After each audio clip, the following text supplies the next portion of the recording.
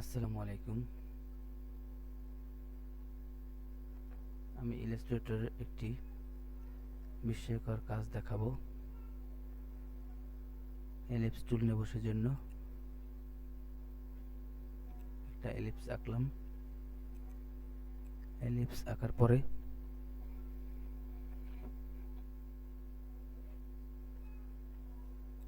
আমি ইফেক্টে গেলাম। ইফেক্টে যাওয়ার পরে ডিস্টোর্ট অ্যান্ড ট্রান্সফর্ম, এখান থেকে জিগজ্যাগে আসলাম। জিগজ্যাগে আসার পরে আমি প্রিভিউটা অন করে নিই। এখন এখানে রিলেটিভ এটা ক্লিক করলাম, এটা স্মুথ দিলাম, এটা একটু কমিয়ে দেই, ওকে করলাম। এখন একে আমি এক্সপান্ড অ্যাপিয়ারেন্স করব। একে কপি করি, control C, control F, control C, control F press করে কপি পেস্ট করলাম। এখন এখানে দুইটা আছে। এখন শিফট অল্টার প্রেস করে মাউস ড্র্যাগ করে একটা ছোট করে নিলাম।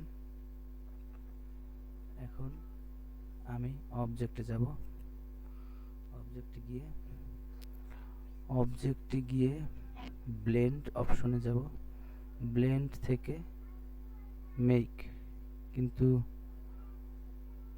এখানে মেক শো করতেছে না, কারণ এটা সম্পূর্ণ সিলেক্ট করা হয়নি। সম্পূর্ণ সিলেক্ট করলাম। এখন অবজেক্টে গিয়ে এখন আমি ব্লেন্ড অপশনে গিয়ে মেক করে দেব। মেক করে দেওয়ার পরে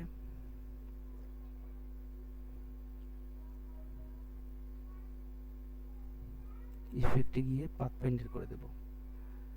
ইফেক্টে গিয়ে পাথফাইন্ডার থেকে আমরা এক্সক্লুড একটা ক্লিক করব। ক্লিক করার পরে আমরা এখন ব্লেন্ড অপশনে যাব। অবজেক্ট থেকে ব্লেন্ড থেকে ব্লেন্ড অপশনে যাওয়ার পরে এরকম একটা ইন্টারফেস আসবে। আমি এখান থেকে স্পেসিফাইড স্টেপস এ একটা ক্লিক করব। ক্লিক করার পরে আমি প্রিভিউ দিয়ে দিই। প্রিভিউটা অন করলে আমি বুঝতে পারবো এখানে কীরকম কি হচ্ছে। আমি এখানে 15 দিয়ে দিই বা 18 দিয়ে দিই, 16 দিয়ে দিই, 16 দিলাম। এখন ওকে করলাম। ওকে করার পরে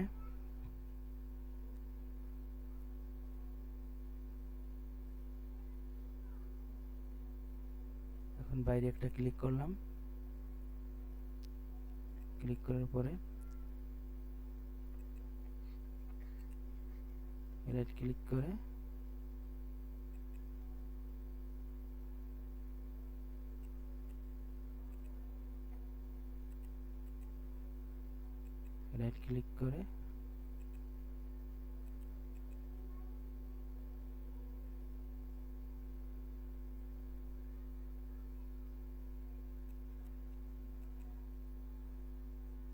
আইসোলেট মোডটা অন হচ্ছে না, ঘটনা কি বুঝলাম না, কি হলো?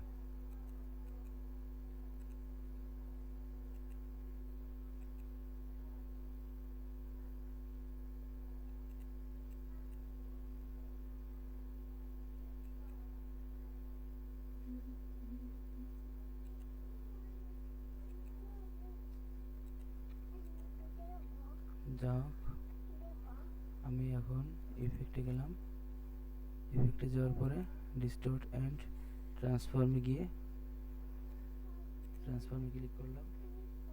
ট্রান্সফর্মে ক্লিক করার পরে এখানে আমি একটু এটা বাড়িয়ে দেই, আমি প্রিভিউটা অন করে দেই। দেখতেই পাচ্ছেন আমার কাজটা শেষ হয়ে গেছে। ওকে করলাম।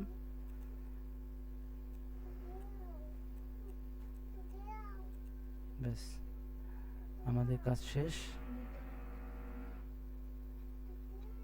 ধন্যবাদ সবাইকে। আমার ভিডিওটা একটি সাবস্ক্রাইব দেবেন আশা করি। ধন্যবাদ।